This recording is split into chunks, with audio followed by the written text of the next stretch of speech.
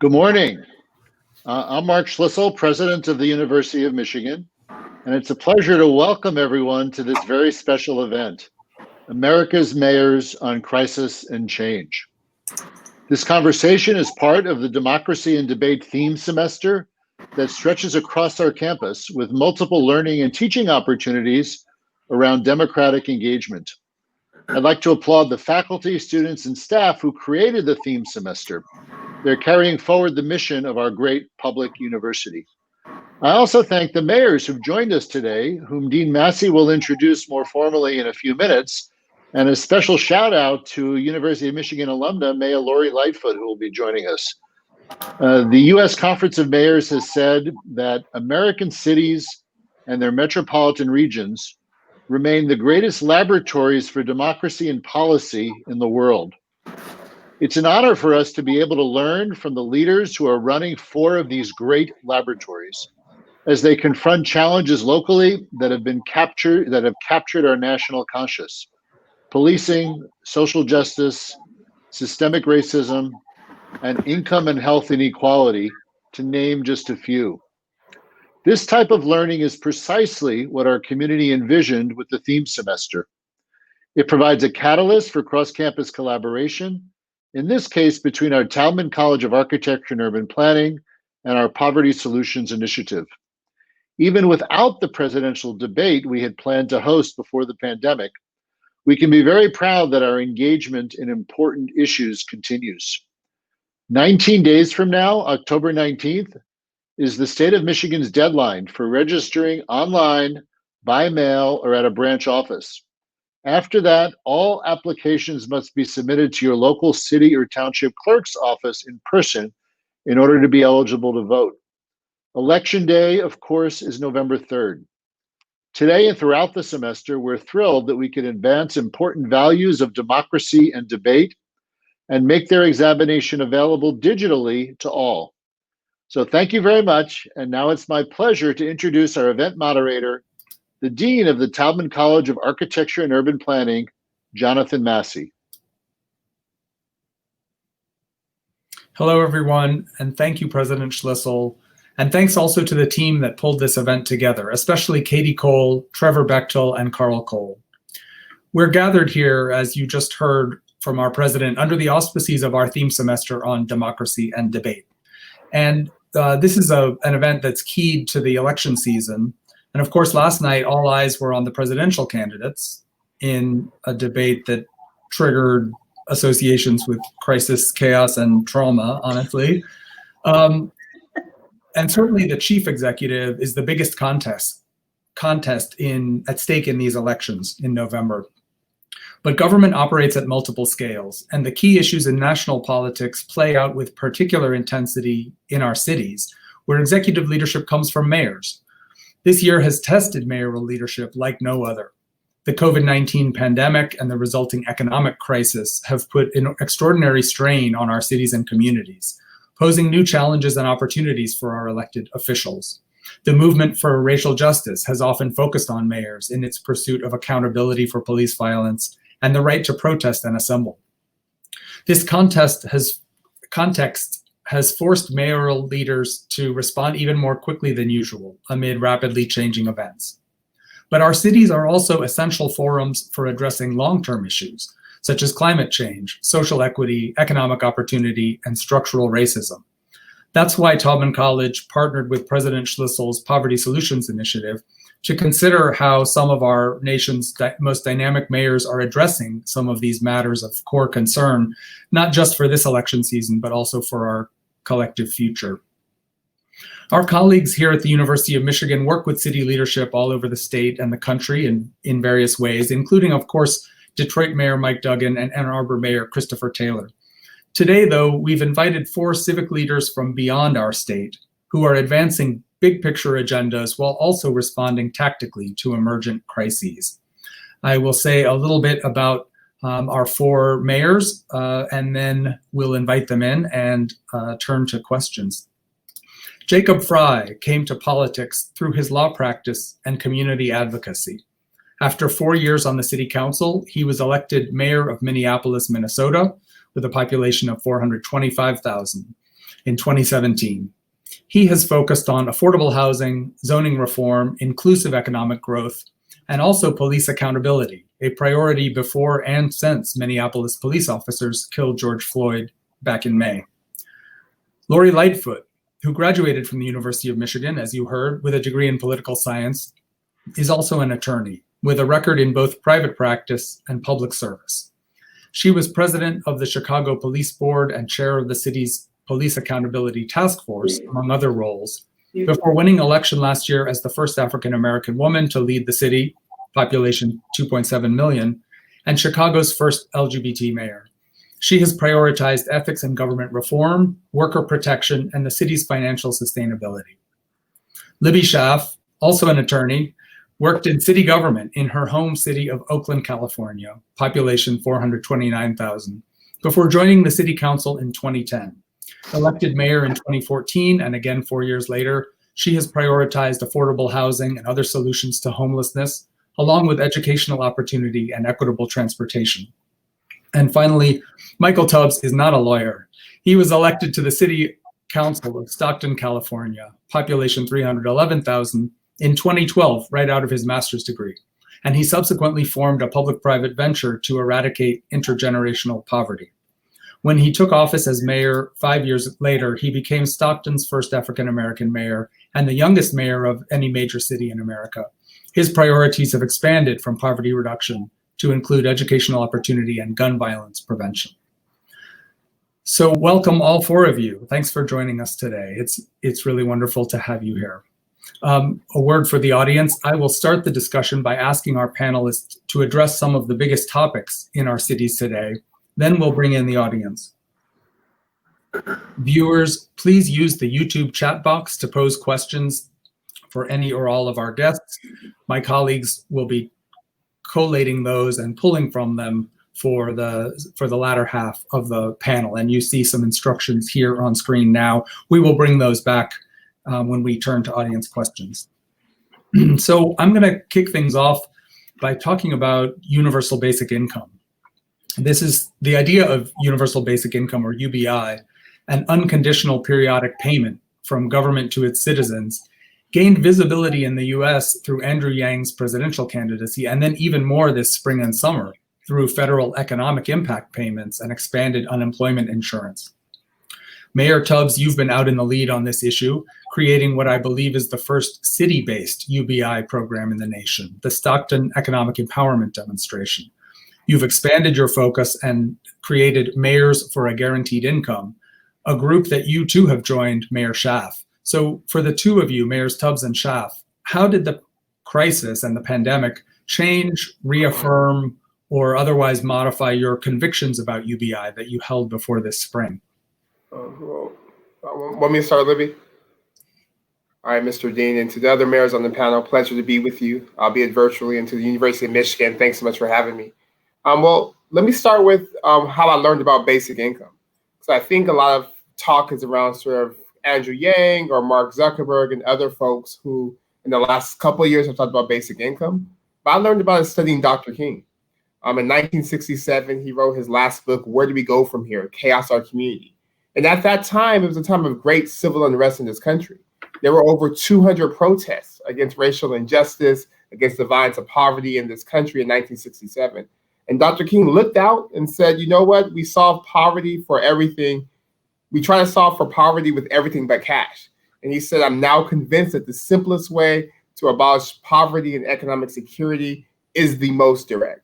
And it's sort of from those words is where the Stockton Economic Empowerment Demonstration comes from, which we launched in October of 2017. And this pandemic has really illustrated what we knew before the pandemic, that economic insecurity and scarcity is a choice. It's a choice not of individual actors, but it's a policy choice. It's something that we allow as a society. And then number two, COVID-19 has also illustrated, just how the economy has not been working for working people. When you have essential workers who are told to shelter in place, but don't have paid time off if they're sick. We have essential workers who are putting their health on the line and then still have to wait in line for food banks after work to get food. It suggests that something's wrong. So I think COVID-19 and the racial unrest and the civil unrest around racial injustice really put in focus for me the need to have a solution that's may feel a little bit radical, feel a little bit scary, but it's much more calming, in my opinion, than the status quo. And so COVID-19 has really made guaranteed income something I went from being very interested in and kind of patiently waiting to the results of our evaluation to saying that the data is clear in terms of how my constituents are living now, that everyone deserves an economic floor, and it's a policy that the United States has to adopt immediately, because people are really suffering, particularly during this time. And I'll just add, I'm so grateful to Mayor Tubbs's leadership in starting Mayors for Guaranteed Income. This network is powerful, and we are not going to stop until we get policy change at the federal level. And what's been, I keep on pressing the city workers in Oakland to find the silver linings in this pandemic. And I believe that the silver lining in all this suffering and tragedy has been the clarity, the wake-up call.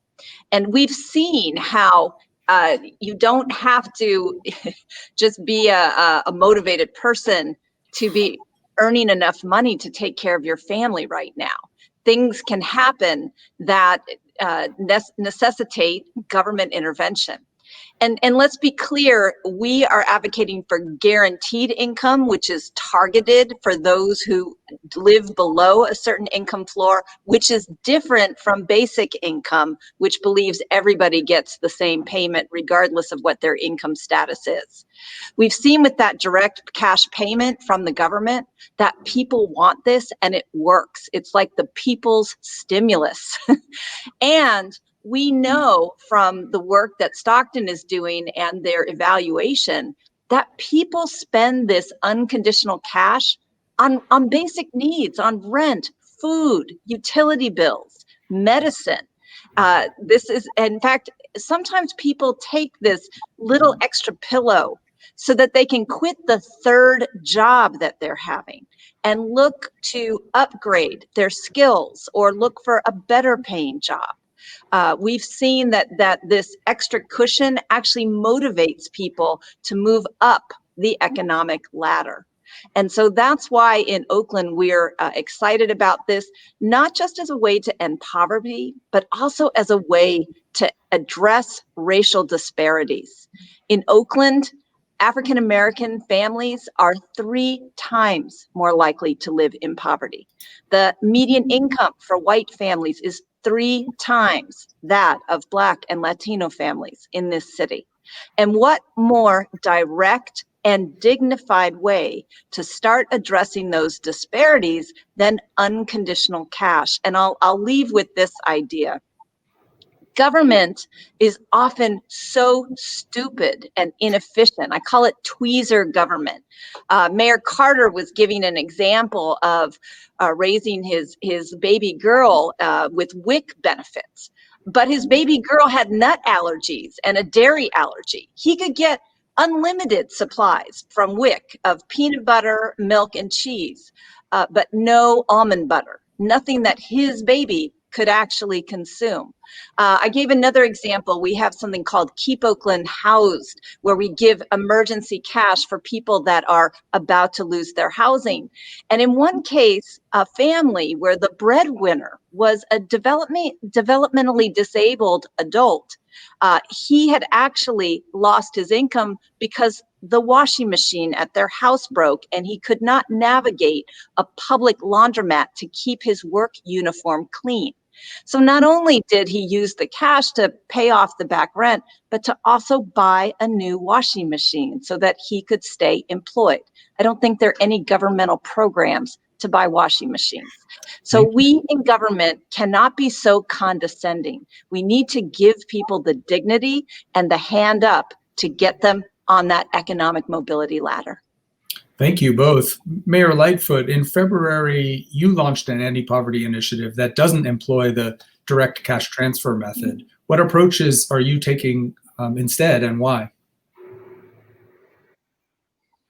Well, we've done a number of things even before the February poverty summit that we had, which was the first of its kind in Chicago. We know that if we don't lift people up out of poverty, that we're going to continue to suffer overall as a city. So the clarion call that we issued was to really put people's consciousness about the fact that there are people living in our city right now, great global city that we are, who simply don't have access to the basics. And we define poverty really as the absence of jobs, the absence of access to good quality healthcare, the absence of housing, and really fundamentally the absence of hope that they have the same opportunities to fulfill their God-given talents as anyone else. So what have we done to start to address these issues? Number one, we looked at what we were doing as a city government to lay unnecessary burdens on the lives of our residents. And where we started last year was looking at our fines and fees regime. And by that I mean, we were literally driving people into bankruptcy because of non-moving violations, tickets. We took people's cars, we took their driver's licenses, so we took their ability to be mobile, to be able to get to their jobs, and we drove them into bankruptcy. In Chicago, when people filed for individual bankruptcies, one of the highest reasons that they cited was debt to the city of Chicago. We believe that that was shameful. So we completely dismantled that regressive regime and stopped sending people into bankruptcy, giving them the opportunity to either completely get rid of their prior debt or to get on payments plans that were actually realistic. We were also taking people's cars at an outrageous rate. We totally reformed that process. One of the things I think I'm most proud of is we were shutting people off from access to water because they fell behind in their water bills. Now think about that. Water is a basic human right. And anybody who's ever had their water shut off for even a matter of hours, let alone days or weeks or months, you know what an incredible inconvenience that is. We stopped that actually even before I took the oath of office during my transition. And what we've done is we've instituted a new program where if people have pre-existing water or sewer debt, we allow them to customize a payment plan that fits with what their budget is. And if they make those payments consistently for a year, their prior debt is gone. So those are some of the steps that we've taken. And of course, we've invested more in affordable housing, in workforce development, in mental health services, all the things that cities all over the country are doing. But we really looked at what we as a city government was doing to push people into poverty and not allowing them an opportunity to, as Libby said, a hand up and on a better trajectory for their future. So those are some of the things. And let me also just say this, in addition to saying, go blue, I want to say that the university several years back really started this program thinking about poverty. One of the most important things that we can do, I think, as leaders is actually talk about poverty, talk about how it is ravaging our neighborhoods, robbing people of hope and talent. We don't do that. And that just the mere fact that we are talking about these issues, that we are focusing policies on eradicating poverty and using the tools of great universities like the University of Michigan, who has partnered with us on our plan to eradicate poverty, makes a huge difference in our thinking as leaders and as city government and really bringing focus to one of the most pressing issues of our time. Why do we have gun violence in cities like Chicago? Poverty. Why do we have an exodus of people from cities like Chicago? Poverty. Why are we seeing COVID-19 exacerbate the differences in life expectancy and healthcare gaps in Black and brown neighborhoods? Poverty. It all relates back to the same thing. Thank you. Shifting gears a little bit and turning to another topic and bringing in Mayor Frey as well. One of the toughest challenges frequently faced by progressive mayors is finding yourselves caught between constituents protesting police brutality and police forces that resist accountability and change. I know that's an oversimplification and there are many more complicated dynamics, but we've seen a lot of this, including protests against police killings that erupted in many cities this summer, including Minneapolis and Chicago. So as we saw in recent months, governors and the president sometimes step in and supersede municipal authority. So Mayor Fry and Mayor Lightfoot, how can we sustain the right to public assembly in our cities when it is curtailed by the police and sometimes also by state and federal armed forces? Jacob, why don't you go first? Well, first off, a big thank you. Thank you to Jonathan, the University of Michigan. Thank you to all the mayors that are on here with me right now. You know, cities and mayors are very much in this laboratory of democracy right now. And it's an honor just to spend time with people that are truly thinking beyond the status quo in a big way. You know, I love the old quote that is that, you know, good mayors borrow from other mayors, great mayors steal. And, you know, most definitely I'm going to be copying a lot of the work that you guys are doing because it's impressive. Now, with respect to the question, I think it is incumbent on mayors, on public servants, on all of us throughout the country to be ardent defenders of our First Amendment. We need to make sure that people have the ability to protest peacefully. Now, simultaneously, that right, that freedom of expression, it stops at the next person's nose. Now, every one of these circumstances are different. Protests in Minneapolis diverge from the protests that may take place a month later, or that in Chicago or in other parts of the country. And, you know, is there a unified formula for handling these situations? No, there's not. But we need to be honest and transparent about it. We also need to be clear. You know, our city has made sure to support peaceful protests as they take place. During times of COVID-19, we've gone so far as to say, all right, we're going to issue masks so that people who want to protest the tragic and horrible killing of George Floyd can do so in a healthful manner. And simultaneously, you also need to make clear that unrest that is leading to burning and the wrecking of our small businesses and our commercial corridors, it is entirely and absolutely unacceptable. Those two pieces are not mutually exclusive positions to hold. In fact, First Amendment speech requires that people are safe and that others' rights are protected as well. And so that's something that I think mayors throughout the country have been dealing with. And there are so many instances when the most difficult decisions land on our laps. Some of the most controversial decisions land with us. And, you know, my stance, my tact has been, look, be honest, be clear. Yes, you're going to have probably a whole lot of people that are upset from all different angles of the spectrum. And in many cases, that probably means you're doing your job. I'll also like to highlight something else that goes beyond the unrest, but is a First Amendment dynamic that I believe that mayors are going to be dealing with consistently in the future. So we have an obligation under the law, under the Constitution, to not just protect people's First Amendment rights, but to provide the necessary safety and city infrastructure when some form of speech comes to town that may trigger a pushback. Now, the example that has been used probably over the last year more often than not is the president comes to town.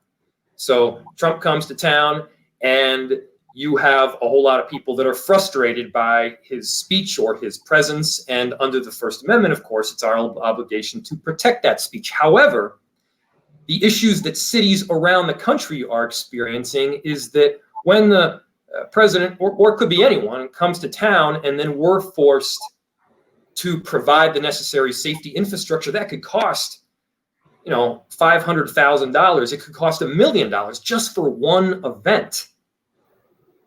Now, that's something that cities are going to have a really tough time if we are required to continuously support and then pay for as well. Now, In the future, this may not be Trump, this may be somebody else, but the underlying dynamic, it remains. And I think the message coming from mayors around the country is we want to support First Amendment rights, regardless of whether or not we agree with the underlying speech. But doing so is getting really expensive. And we need to be looking out right now, especially during times of these multiple crises that are stacked on top of one another. It's our obligation, I think it's our foremost obligation, to protect those that are most in need with these basic services, whether that's food or shelter or housing or GBI. These are things that we need to be doing. And if we're spending tons of money on barriers and cops just to protect this one single event, we have less money for other things. And I think that's something that we all can kind of be united on because it's a dynamic that we're going to need to fix and solve. Thank you. Mayor Lightfoot? Well, I think Mayor Fry really has, set the table well for your question. There's no doubt, as you've seen played out, not just in Minneapolis or Portland, but really all across the country and at various times, but also simultaneously, mayors have really, and cities really have been challenged by, I think, the tension that Jacob has really defined. On the one hand, obviously, the First Amendment is sacrosanct, full stop. All of us understand that. All of us agree and embrace the sanctity of First Amendment speech and right to assembly. And I will have to push back a little bit on the premise of your question that First Amendment is actively curtailed by police forces. That is not the experience here in Chicago, and frankly, it's not the mandate of my administration or our police superintendent. We have talked extensively about why it is so important that we protect peaceful protests, that we protect a peaceful right to First Amendment expression and right to assembly. And in fact, we have stood up a unit within the police department that is well-trained in First Amendment protection, that is well-trained in de-escalation and crisis intervention. Unfortunately, the dynamic that we've seen over the course of this summer is threefold. Number one, peaceful protests. We all agree that that should be protected.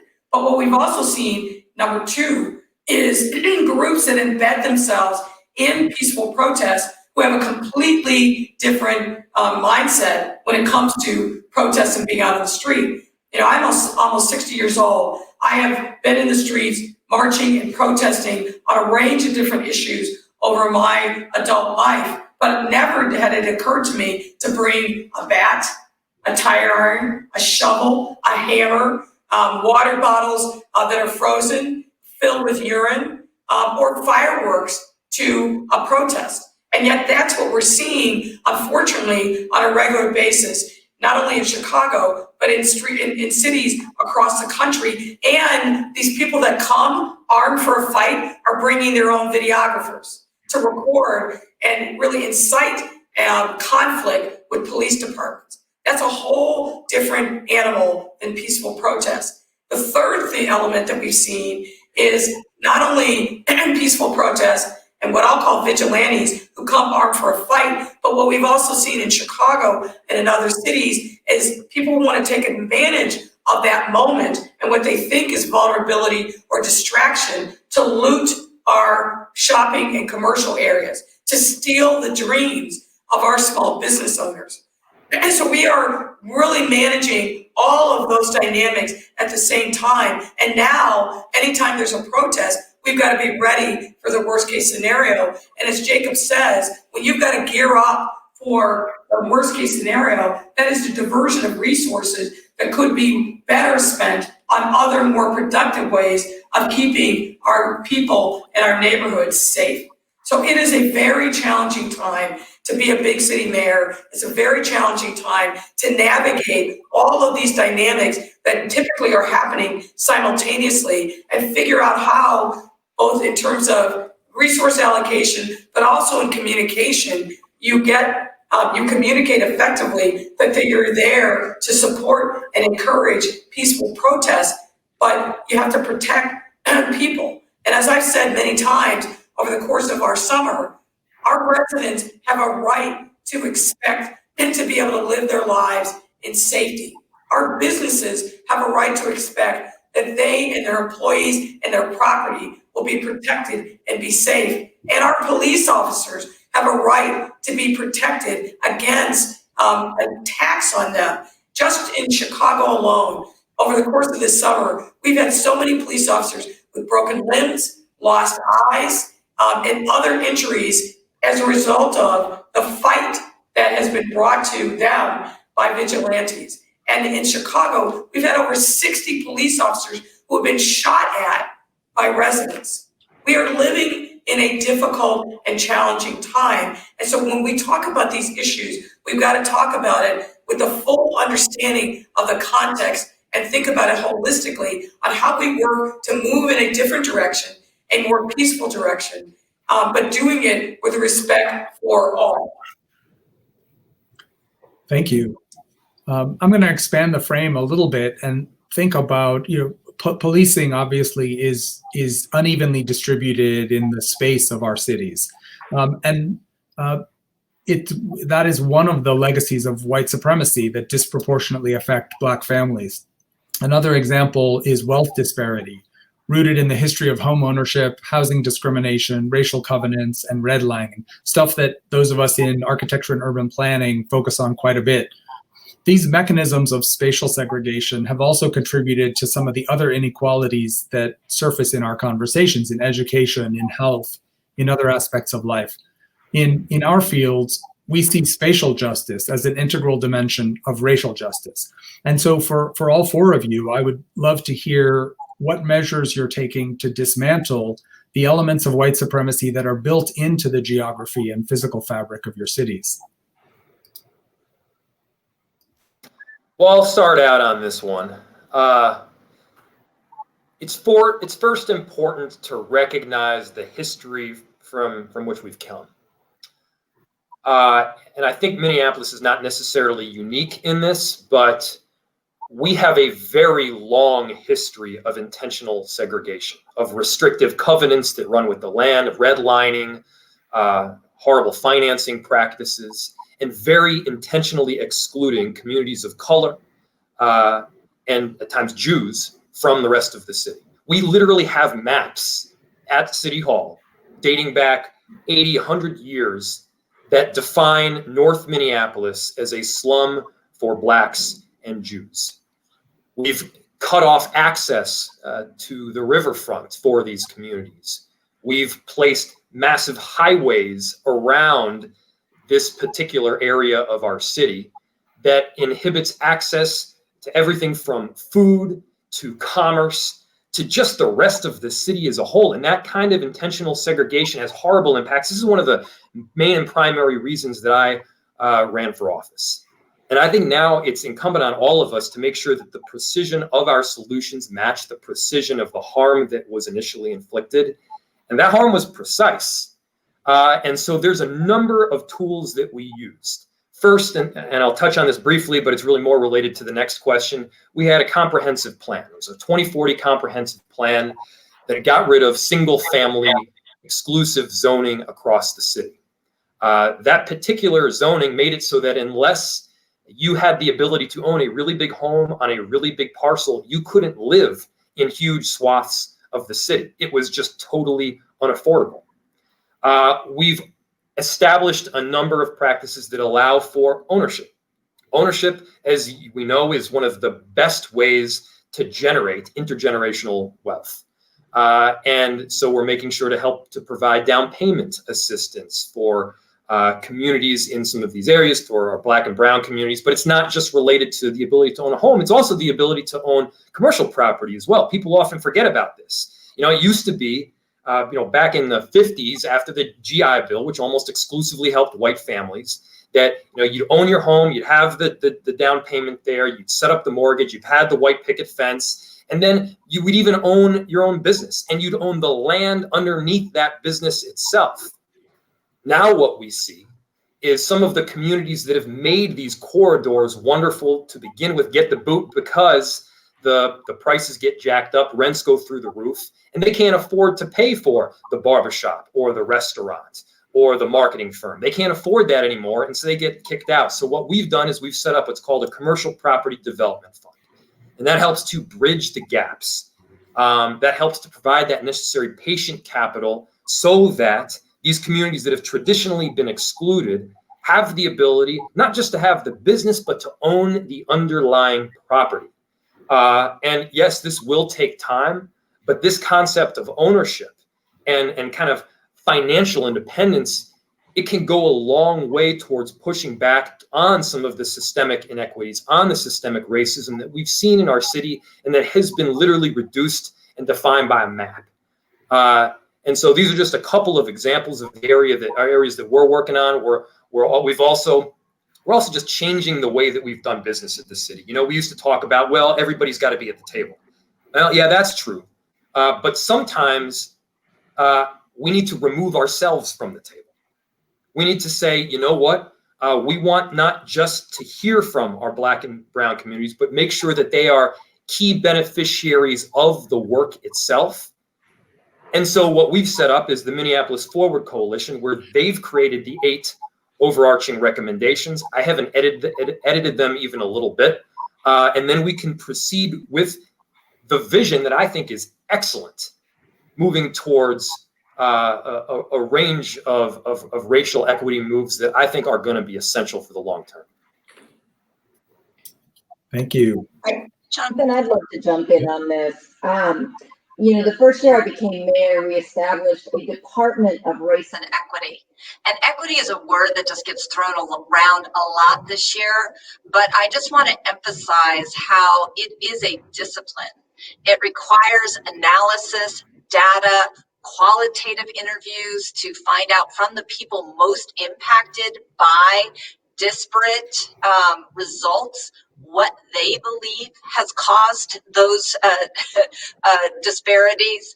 And so just some examples of how that commitment, which is infused throughout our organization, translates into the physical space, which I think is what you wanted us to focus on. And let me just start by saying, Mayor Fry, we are all just like so grateful to you for really leading with that elimination of single family zoning.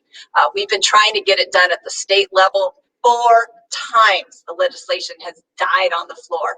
So now we're just going to have to do it at the city level. But an example of how we've used a race and equity analysis on physical spaces. We've looked at factors where your road conditions could have a disparate impact on you based on your income. You know, a flat tire or a broken axle is going to impact someone who is poor far more than someone who is wealthy. And so when we did recently our paving plan, our 3-year paving plan, we actually created different factors that we used to analyze the impact of poor roads on different neighborhoods based on the people living there. And that's one of the things that we in government have got to do more of. We've got to do human-centered design. Stop thinking about, you know, pavement and budgets and start thinking about people. And so we actually are putting the vast majority of our paving, our repaving resources. We're paving many more miles of roads in our low-income neighborhoods. We looked at percentages of children, seniors, and disabled who are also disproportionately impacted by poor road conditions.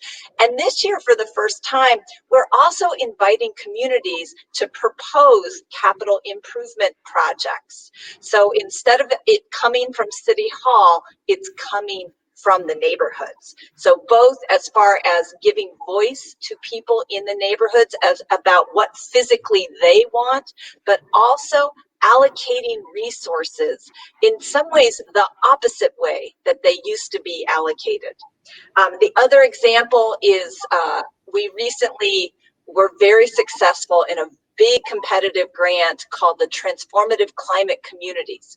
And it was years in the making because the community had some pretty kind of creative ideas that the bureaucrats in City Hall thought were a little odd. They wanted to create an aquaponics farm in an old abandoned greenhouse.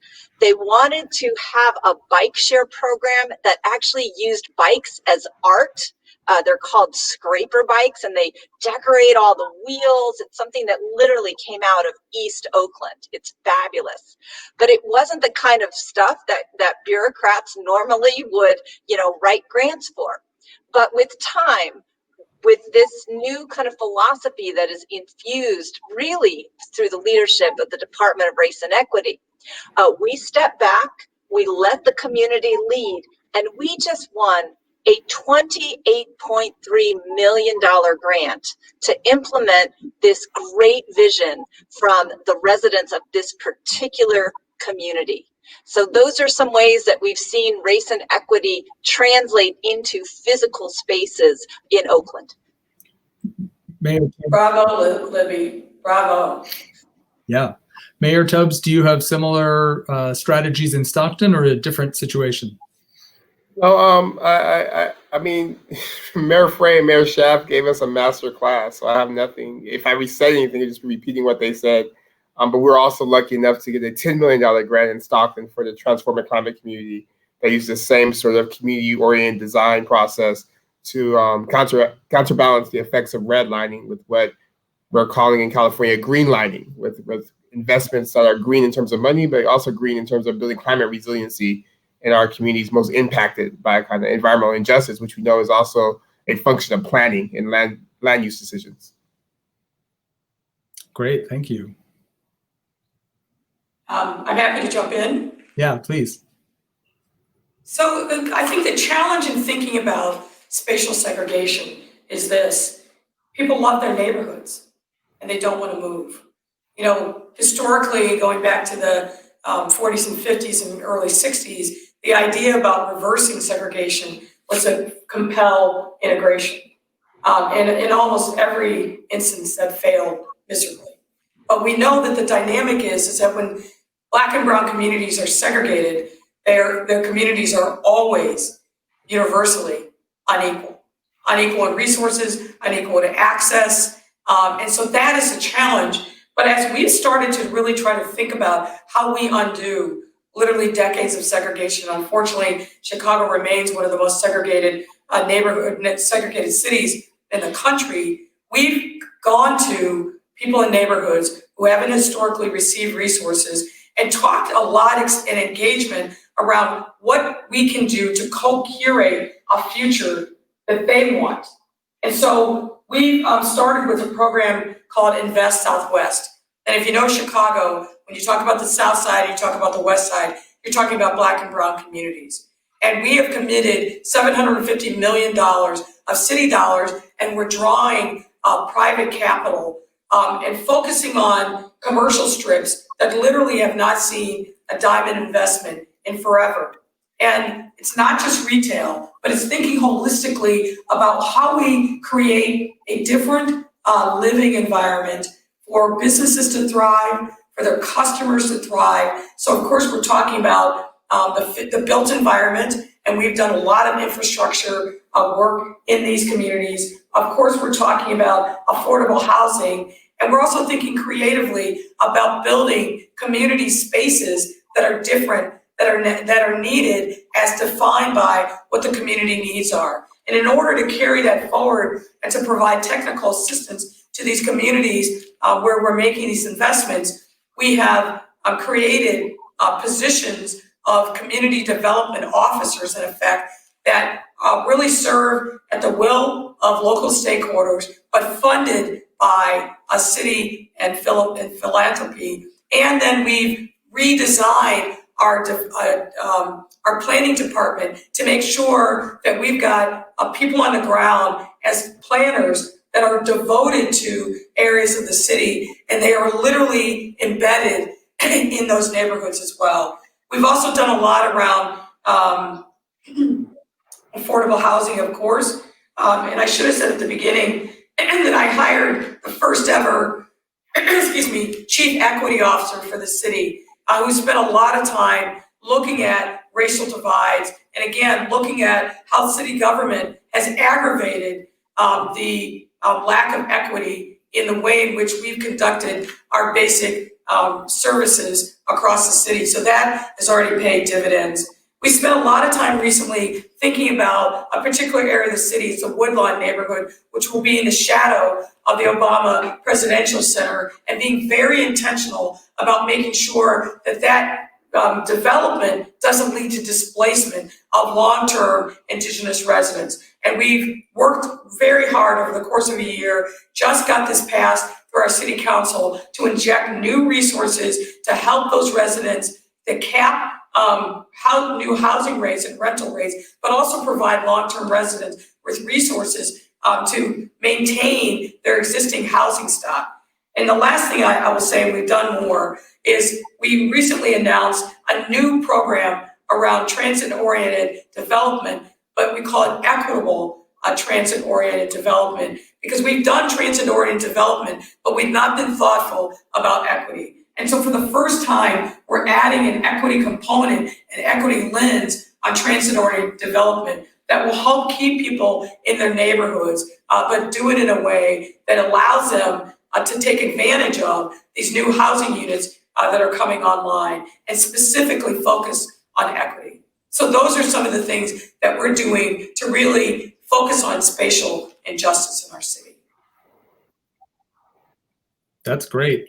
Mayor Tubbs, it occurs to me that your gun violence initiative might have spatial dimensions as well. The newest presidential initiative here at Michigan is about gun violence prevention. And so I think we'll be trying to understand what role urban planning plays in understanding and preventing gun violence. Are you seeing a spatial side in your work? Well, 100%. I think if you look at sort of the neighborhoods where gun violence happens in every city in this country, they're the same neighborhoods that have been redlined. They're the same neighborhoods with more liquor stores and grocery stores. They're the same neighborhoods that are locked out of opportunity and lack access to transportation. They're the same neighborhoods with terrible schools. They're the same neighborhoods with parks that are dilapidated, et cetera. So we approach gun violence in the city as symptomatic of deeper issues, particularly as Mayor Lightfoot said earlier, with poverty. So what we've been doing is focusing on the less than 1% of our population that we know commit 80% of our gun crimes. And we also know that this population are both victims and perpetrators. That oftentimes these are folks reacting out of trauma and retaliatory gang violence, who have been shot at themselves or have had loved ones murdered and died. But we also understand that it's not enough just to focus on the focused deterrence in the violence interruption, but we have to be more preventative. So we're also going in sort of with our city teams to look at the neighborhoods and doing small things to create wins for those communities, whether it's a pothole that's been an issue for decades and showing the community like, oh, while we're addressing the gun violence issue in your neighborhood, we know the issue isn't just gun violence. And we also know that everyone who lives in this neighborhood is not carrying a gun, is not likely to be a victim or perpetrator of violent crime. So I think, to your point, Dean, all of this is so intersectional. And I think at the root of it, as you mentioned, it's just dealing with the legacy of white supremacy in this country and understanding there's not a single institution in this country that sees all humans as equal of value and equally worth and treat them with the same dignity. There's not one institution, as I like to tell my city, that treats Black people as well as white people, even in 2020. So we try to be as intentional as possible, but also understanding that city government is necessary but not sufficient. That city government and mayors have a role, but a lot of these outcomes are issues of school districts, are issues of county governments, are issues of state and federal governments. But I think, as we've seen on this panel, the power of mayors is to do what we can with the resources we have, but to also elevate issues of community importance. And I must say, as someone who grew up in poverty, as someone who's had family members murdered in my city, I'm so heartened to hear from other mayors who are making poverty an issue to address and something that's unacceptable in our cities, who are saying spatial segregation and opportunity correlating with zip code is unacceptable. It makes me actually much more hopeful today than I was during the latter part of last night while watching TV. Yeah, that's good to hear. So I'm going to pivot now and start inviting in some of the audience questions that my colleagues have been curating from the YouTube chat. And I see that Amina Khan has asked a question for the panelists. Here's some instructions for those of you who want to join in this conversation. Amina Khan has asked a question about And a couple of you, Lori Lightfoot, you touched on this in your remarks. How do you balance economic rejuvenation with the challenge posed by gentrification and the risk of cultural erasure for important neighborhoods and communities of color and other long-established communities? Well, I'll go back to expand upon the point that I made earlier. We spent a significant amount of time with engagement in this Woodlawn neighborhood because there was a huge fear of exactly the outcome that the question posed. And really, I think there's no shortcut. You got to engage with people. You got to meet them where they are. You got to have a very open mind about what their needs are going to be. And I will tell you that every time we've done that kind of hyper-local engagement, even those of us who really know the neighborhoods well, there's always a surprise. And the surprise is something that's articulated by the people in a neighborhood about what their needs are that weren't obvious, even from a lot of, meaning decades-long aspirations and engagement. So you've just got to do the hard work, roll up your sleeves, have the community meetings, talk to the stakeholders, make sure that you're really not just touching the loudest voices, because that's a mistake that you can easily make, but really drilling down, doing surveys, holding focus groups, and then really coming together with a set of options, and then taking it back to the community to make sure you heard them well, and you explain in detail, okay, we heard you say X, here's what we think reflects X, doesn't meet your needs, and really working through it. And that takes time, but that's the only way that I know on how you get it right.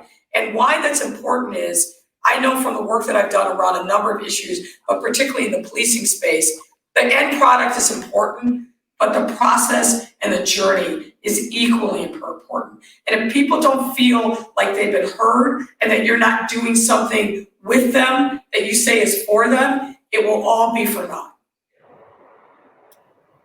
Thank you. Other thoughts about mitigating gentrification and displacement? I'll jump in. You know, I'm really excited. We are really leaning in on the idea of cultural zoning, to use our regulatory powers to actually preserve and incentivize cultural uses and cultural preservation, particularly at the street level. We also are working with the concept of cultural easements to give control of land back to the native people that originally occupied the land in Oakland, which for us is the Ohlone people. And then finally, I want to lift up a programmatic piece that, again, is a COVID silver lining. We have used FEMA reimbursement to address food insecurity, to actually lift up what I call our restaurant culture keepers. Culture is not always, you know, an art gallery. I particularly in a city as diverse as Oakland, are small, independently owned by the BIPOC owners. You know, these restaurants are total culture keepers. And so as we've used FEMA reimbursements, we've been very intentional in directing them to restaurants that are owned by people of color, that provide culturally competent, not just food, but gathering places. And this program has helped keep restaurant workers employed. It's kept really excellent food going out to our unsheltered communities, our seniors and COVID vulnerable population that get home meal delivery. It has just been such a win-win. And I've got to shout out World Central Kitchen and Jose Andres, the chef, who has done the whole logistical back end to make this possible. We should not just be doing this during a pandemic, people. We should be doing this all the time. There is no reason for hunger to exist in American cities. And we can actually lift up and support those culture keepers in our restaurant communities to actually end hunger. So that is one of those things that we need to keep. So Mayor Schaaf, or the other mayors in the group, one of our audience members picked up on Mayor Schaaf's framing of a silver lining to the pandemic. Are there other examples of ways that this crisis has allowed you to adopt planning policies or public policies that you aim to make permanent? I will jump in. Look, I think the silver lining, I'll expand it. I think one of the most important things that mayors can do in this really difficult time is give people hope. Give them hope by being steady, give them hope by hearing and reflecting what their needs are. I think that's critically important. One of the things that we did in trying to give hope and find a silver lining, when we saw that COVID-19 was impacting our Black residents in deaths at 7 times the rate of any other demographic. I mean, it's a breathtaking number because it's not just a statistic. You realize these are people who have lived difficult lives and are now really suffering. Not only them with the loss of life, but their families, and that has a ripple effect across communities. So one of the things that we did in response to that horrible disparate impact is form a racial equity rapid response team. And what it really is we connected up with local healthcare providers, community leaders, and put together an extensive hyperlocal outreach to understand what was actually happening in these communities that were being most dramatically impacted by COVID-19. We started out really focusing on the areas in the city where we were seeing a high incidence of Black deaths. We expanded that lens to cover the Latinx community. And as a result, what we've found is incredible partnerships that have addressed everything, of course, from COVID-19 impact, but food, housing, and other disparities. We knew that these issues existed. We were working on them. But I guess the silver lining is that COVID-19 really compelled us to act with much more urgency, to bring more resources in a quicker time period, and really try to shrink these healthcare disparities that were really challenging our response to COVID-19. So that is something, as I told my team throughout these multiple crises, I don't want to build temporary scaffolding around anything. I want to lay a foundation on which we can build for the future. And the Racial Equity Rapid Response Team is just one of those efforts that we've employed with great success here in Chicago. How about in Minneapolis or Stockton? Sure. I think it's first important to recognize that COVID-19 and these multiple crises that have been stacked upon one another, they didn't create these fault lines we're seeing, but they certainly exposed them in a big way. They exposed in a very visible fashion the great discrepancies that we have between our white community and communities of color. They exposed the discrepancies that we're seeing between different areas of the city, the allocations of funds that they get, their ability to get financing. And one of the things that I think we can learn going forward is first how to galvanize some of the force that we see from the community. I mean, we've got all of this anger and frustration.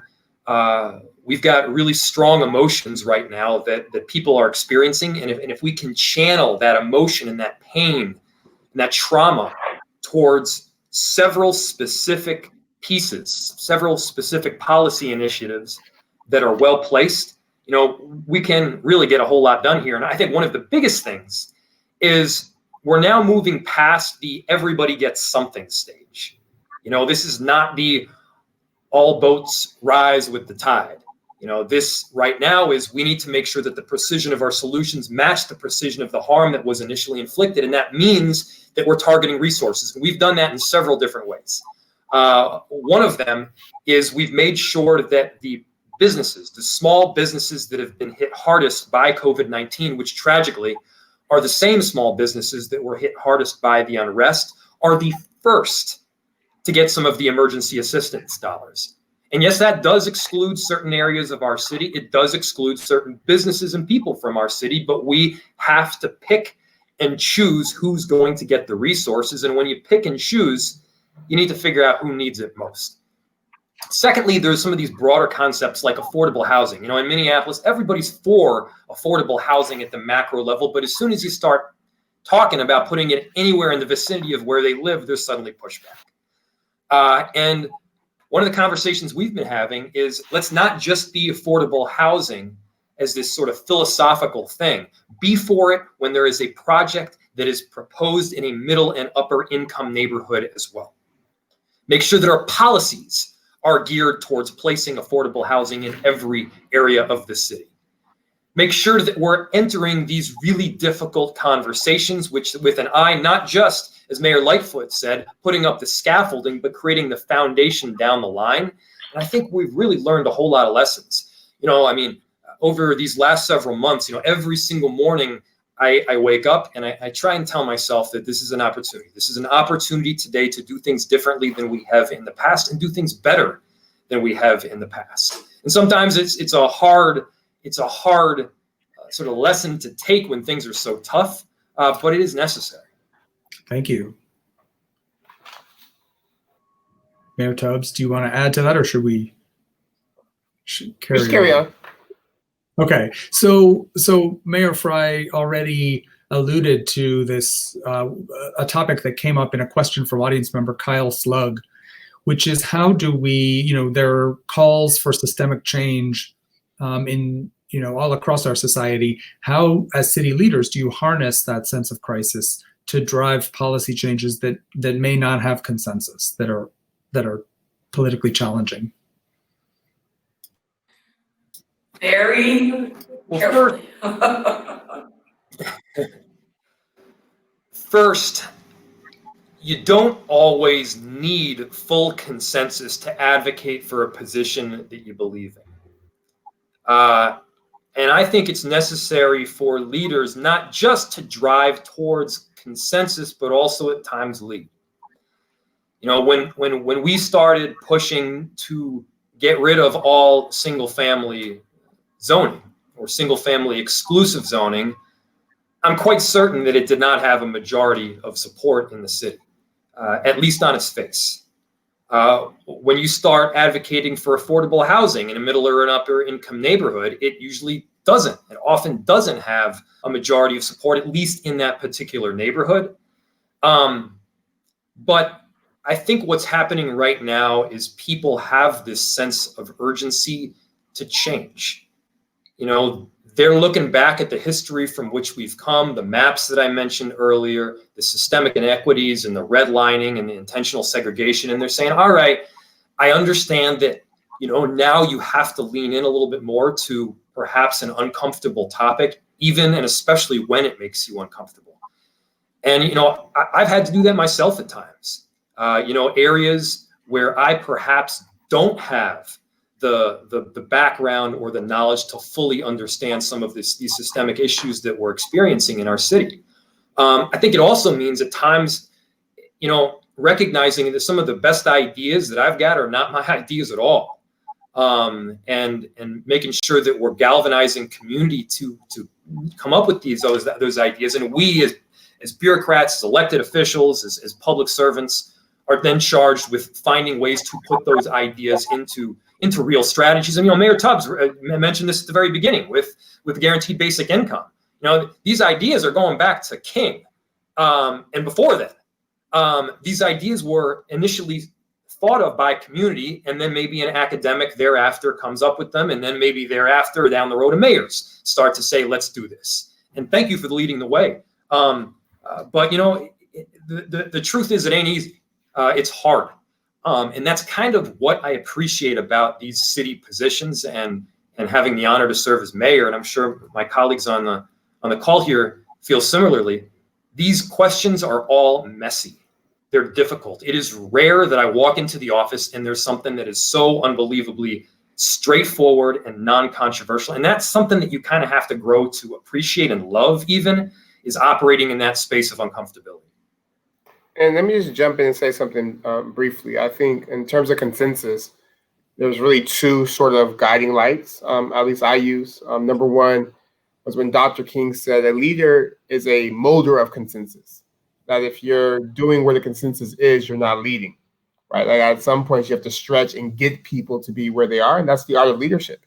And that's why we're lucky that we don't need 100% of the vote to be elected. We don't need 50.1. 49.9 could hate you. But if you got the 50.1, you're able to do what's necessary. And then the second thing is really reckoning with whether the status quo is truly untenable. Because there's many of the things we've done in the city, whether it's the gun violence reduction work, whether it's the basic income work, whether it's the work in providing scholarships to students, whether it's the work to end the city subsidy of golf courses. All those things, when I first said we were going to do them, were met with intense backlash. I mean, I was almost recalled, or people talked about doing a recall because I dared to say we shouldn't subsidize golf courses and we can be a safer city by investing directly in the young people committing gun violence. But looking back over the last 4 years, the things I'm most proud of were those things where I had to push myself and push the community to come to consensus, and doing so and talking in terms of our values and talking in terms of the status quo, the way things are arranged, are at odds with who we want to be as a city. This is going to be difficult. This is going to be nasty. This won't feel good, but this is what's necessary. And then taking the heat, but make sure bringing people along, as Mayor Lightfoot said, on the journey, so they're part of that process of making change. And I found that to be some of the most difficult, but some of the most rewarding work, and definitely the work that's required at this time when we're seeing just such grave disparities and on every single conceivable metric that really put, I would argue, our values at odds with the reality of the vast majority of our constituents.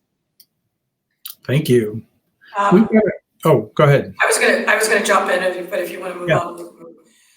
I think one of the, this is a great question because it's really, I think, challenged all of us at some level. What I try to do is spend time not reacting, but listening. I love my fellow mayors across the country. We all are living in different circumstances, but what I've admired most is watching the mayors who don't feel compelled when the protest comes to jump out right away with a laundry list of blue ribbon solutions. I don't think that that's where you get to the center and and I think, as Mayor Tubbs just said really eloquently, is really drive consensus. For me, I've kind of adapted the de-escalation methods that we teach our police officers, which is time and distance. And for what it really translates for me is really listening. There are many times that I've thought of myself as kind of being in that eye of the storm where things are raging all around me, and I just sit and I listen and I watch and I think about what the best path forward is, and really try to pull out of the discussion, and that's probably putting it very politely. What are the best ideas? Who are the people that really are forging towards solutions, that are in it for the long haul, and then work together to move forward? I think the other thing that I'll speak for myself, but the other thing that I have really pushed myself to ask is, why are you doing what you're doing and when you're doing it? And by that, I mean, as elected officials, and I hate the word politician, but we are what we are, what are our motivations? Why are we making this particular call? Are we doing it because it's the right thing to do? Or are we doing it because it's a politically expedient thing to do? Now, no one can afford to be a purist, and I certainly am not saying that. But I feel like for myself, I have a lot of freedom because it's the first job I've ever run for, the last job I'm ever going to have. And it gives you a freedom to really think about what the right thing is. And it gives you, I think, a larger frame and range of options if you're not worried about your own electoral survival, which I'm not going to say I don't. I think about it. I obviously want to get reelected, but I'm 17 months in, and I've been through a hell of a lot in a really short period of time, as we all have. But as the mayor, you've really got to think about what your motivations are, and I do think about that. But I really focus on, why did I run? Why did I want this job? As many of my friends have said, why did you want that job? but really focusing on delivering for the people who have never had a seat at any table of power. That's what I'm focused on. And sometimes that wins friends, sometimes it wins enemies. But when I stay centered in what my values are, then I know that I'm doing the right thing. Thank you. So we've gotten in the chat a number of questions. As we move toward a conclusion here, I think after last night's debate, a lot of us are mindful how close we are to the election and how much pressure there is on questions about the period after election night.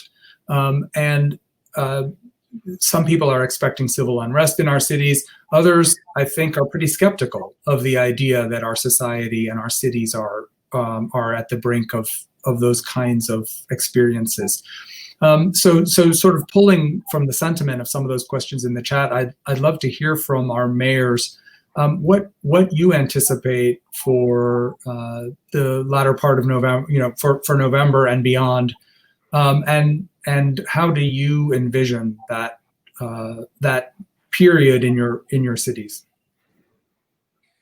I'm happy to start. I think you've got to deal with the realities on the ground. People who are skeptical about civic unrest haven't been living in America for the last 5 months. And if you think about 4 years ago, after the election, there was a huge civic outcry, mostly peaceful, but a big outcry everywhere across the country. At a minimum, I think we have an obligation to our residents to prepare for that. Unfortunately, given what we've seen and the clashes across the country, no matter what the outcome is, and I think it's highly likely that we will not know the outcome on the evening of November 3rd and maybe not even November 4th or the 5th, that uncertainty, that void is going to be filled. And so, again, you hope for the best, but I think you have to prepare for what each of us has seen happening in our cities over the course of the summer. And that is a civic outcry, hopefully peaceful, but given what I described earlier, what we've seen in Chicago, we've got to prepare for violence. And I hate to say it that directly, but we have been doing planning for weeks now. We're doing tabletop exercises, we'll be doing live drills. And I think we have to think about it in kind of two big buckets. The one is making sure that we protect the integrity of the election process, that everybody who wants to vote in person on election day can vote in person safely and peacefully. And making sure that when those polls close, that the local board of election is protected, that those workers who are going to be doing the hard and important work of counting those ballots can do so in an atmosphere free from fear or intimidation. So that's one tranche of, I think, what we've got to be prepared for. The second tranche is what happens once the polls close in our streets and the days thereafter, and being ready. And candidly, we are preparing not just for the aftermath of the election, but through Inauguration Day.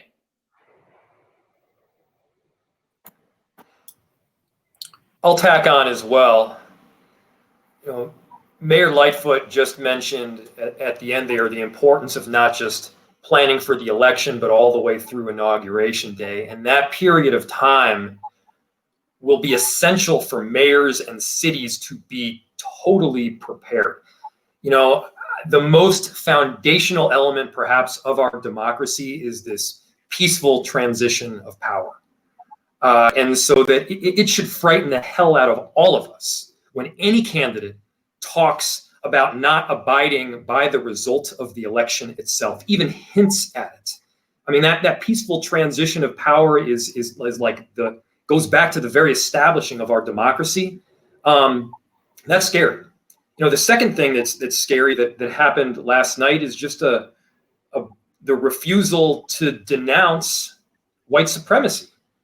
I did not know before last night what the Proud Boys was as an organization. I had no idea. And I looked it up last night, and it is, according to Wikipedia, Proud Boys is a far-right neo-fascist organization that admits only men as members and promotes and engages in violence. The promotion and engagement in violence in any form is wrong. and we should all be prepared and ready to call that out. And that's on election day. And that's also in the interim until the ultimate inauguration happens. Thank you. So thinking about wrapping up shortly, let me ask all four of you, just in a relatively quick round, what topics did we not touch on that are top of mind for you when you think about the longer term agenda that you'll be able to perhaps bring back to the fore in a couple of months? I think one of the things that we kind of touched around the edges, but really not substantively, is how we recover from this catastrophic economic collapse. In Chicago, our budget gap for 2020 is $800 million, and in 2020 we're looking at a deficit of $1.2 billion. And a lot of that is that certainly for 2020 and 65% of 2021 is directly related to COVID-19. And that is a reality on a scale, hopefully not as dramatic as Chicago, but I think that's a reality in cities all across the country, which makes the failure so far of the federal government, both the House and the Senate and the executive branch, to come up with a package of relief for cities and municipalities, and there's many more things that need to be added on to it, really shameful. If they leave and recess and go to a home to run for re-election without listening to the cries across the country in blue, red, purple cities, that is something that we can't ignore, and we have to hold them accountable. We need help. Our cities are crying out for revenue loss, and that is something that's going to critically shape the future of our cities for years to come. The time is now to act. What other topics are top of mind for you all that we didn't devote time to? I would say you did devote time to it, but never enough. The issue of structural racism, we in America are deprived of the talent and efforts of huge swaths of our communities. And it is not an individual failing. It is a policy failing. It is a structural failing. I commend you all to watch, in addition to Stockton on My Mind, which is a great documentary about the fabulous Mayor Tubbs. There's a new documentary coming out in a couple weeks called The Great American Lie, that really lifts up how we've created this narrative of the rugged individualist in America to distract people from recognizing that our leaders are failing to put in place policies that actually lift people up, as opposed to preserve the economic status quo. And so the more attention that we can put on that, the dismantling of structural racism, that will improve. I would just add, Mayor Schaaf mentioned this in the chat, but homelessness, and housing insecurity, for sure. I think that topic number one pre-COVID, still up there with the other topics that COVID has brought forward. But especially when these eviction moratoriums expire, especially when the rent is due, what are we going to do with all the folks who still don't have enough to make full payments, and what are we going to do for all the folks who are homeless before COVID-19, all the people who are even more economic precarious positions because of COVID-19, and how does that play in our cities is definitely going to be top issue 2021 for sure. Thank you, Mayor Fry. Two issues. One of them, Mayor Tubbs covered already, which is homelessness. And as you take a deeper magnifying glass to the issue, you find that such a large percentage of those who are experiencing homelessness, and by the way, unsheltered homelessness, are working. They're working, but they don't have enough money to make up the gap between the cost of living outside or in a shelter and the cost of the deepest affordable housing that we have in the city. And so we collectively are perpetually keeping them as homeless. And that's immoral, but it's also financially really dumb, because it costs like the city and the county and the state somewhere like 3 or 4 times the amount to keep them on the streets as it does just to give them a home, just to get them a home. And so that takes effort, that takes money, that takes a whole lot of different jurisdictions work together, but it's a worthy goal because you don't get that. You can't possibly think about taking the next step if you don't have that stability to begin with. Thank you. So wrap up question, lightning round for all 4 of you. Over the past 2 years, mayors and former mayors from cities large and small have competed for the presidency, and they've contended for the vice presidential nomination. So in a concluding lightning round, could we hear from each of you in 1 sentence, if possible, the principle of leadership that you will bring to your future term as our president?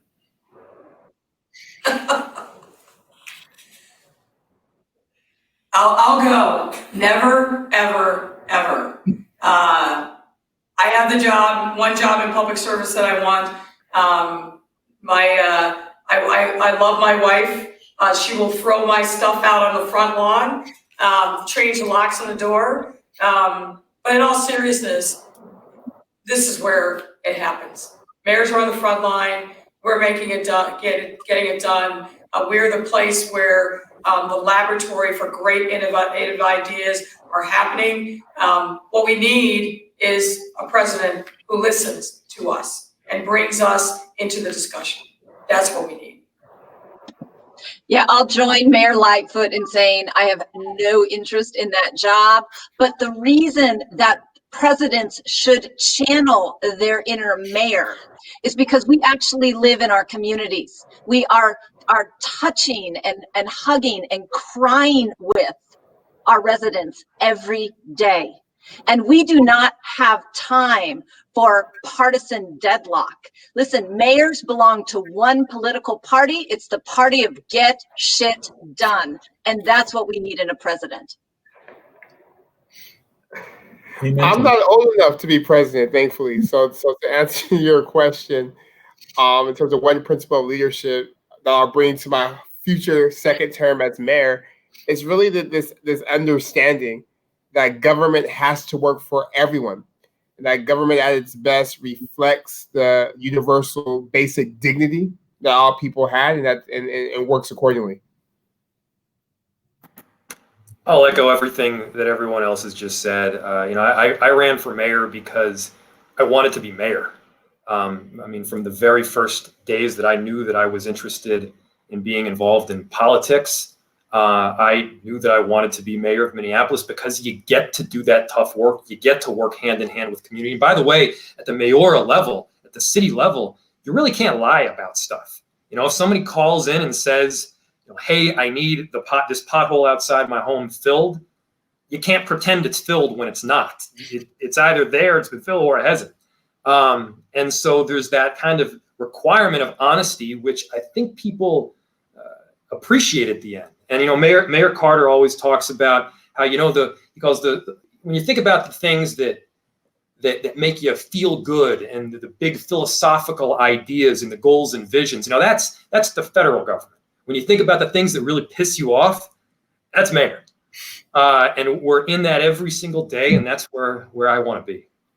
Thank you to all 3 of you. Mayor Tubbs had to scoot to his next appointment, but echoing some of the comments that are coming through on YouTube, thank you so much, mayors, for your leadership and for sharing with us today some of what you're doing and thinking.